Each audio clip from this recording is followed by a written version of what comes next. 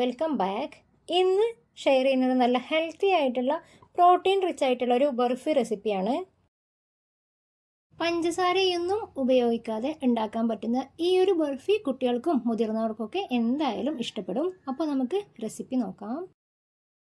ആദ്യം ഇതിനു വേണ്ടിയുള്ള നട്ട്സൊക്കെ ഒന്ന് ചെറുതാക്കി കട്ട് ചെയ്ത് വെച്ചിട്ടുണ്ട്. ഈത്തപ്പഴം മിക്സിയിലിട്ട് ഒന്ന് നന്നായിട്ട് അരച്ചെടുക്കണം.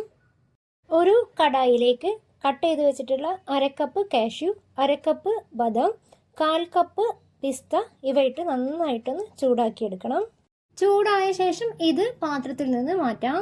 ഇനി ഇതേ കടായിലേക്ക് 2 ടേബിൾ സ്പൂൺ നെയ്യ് ഒഴിച്ച് ഇതിലേക്ക് 3 ടേബിൾ സ്പൂൺ കിസ്മിസ് ഇട്ട് കൊടുക്കാം. കിസ്മിസ് നല്ലോണം ഒന്ന് പൊങ്ങി വരുമ്പോൾ ഇതിലേക്ക് നമ്മൾ അരച്ച് വെച്ചിട്ടുള്ള 1.5 കപ്പ് ഈത്തപ്പഴം ചേർത്ത് കൊടുക്കാം.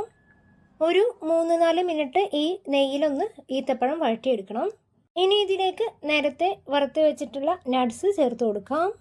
അതിൻ്റെ കൂടെ തന്നെ 2 ടേബിൾ സ്പൂൺ വീതം പംകിൻ സീഡോ സൺഫ്ലവർ സീഡോ ഒക്കെ ചേർത്ത് കൊടുക്കാം. എല്ലാം കൂടി ഇനി നന്നായിട്ടൊന്ന് മിക്സ് ചെയ്യണം. മീഡിയം ഫ്ലെയിമിൽ ഇട്ട് കൊടുത്താൽ മതി.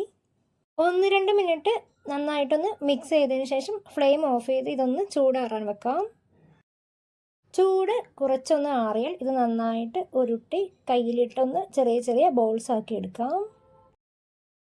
ഇപ്പോൾ നട്ട്സ് ലഡു റെഡി ആയിട്ടുണ്ട്. ഇതിനി ഇങ്ങനെ തന്നെ കഴിക്കാം, ഇല്ലെങ്കിൽ ഇത് നമുക്കൊന്ന് റോളാക്കി എടുക്കാം.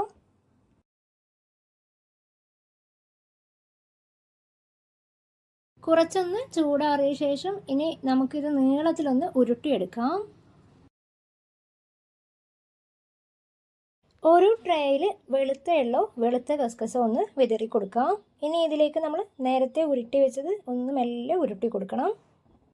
ഇനി ഇതൊരു ബട്ടർ പേപ്പറിൽ വെച്ചിട്ട് ഒന്ന് റോൾ ചെയ്തെടുക്കാം. വീഡിയോ ഇഷ്ടമാവുന്നുണ്ടെങ്കിൽ ചാനൽ സബ്സ്ക്രൈബ് ചെയ്യാനും ഷെയർ ചെയ്യാനും ഒന്നും മറന്നു പോരുത്.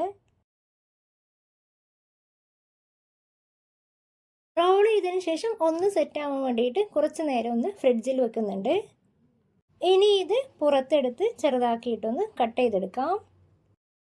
നട്ട്സൊക്കെ കഴിക്കാനും മടിയുള്ള കുട്ടികൾക്ക് ഈ രീതിയിലൊന്ന് ചെയ്ത് കൊടുത്തു നോക്കാം.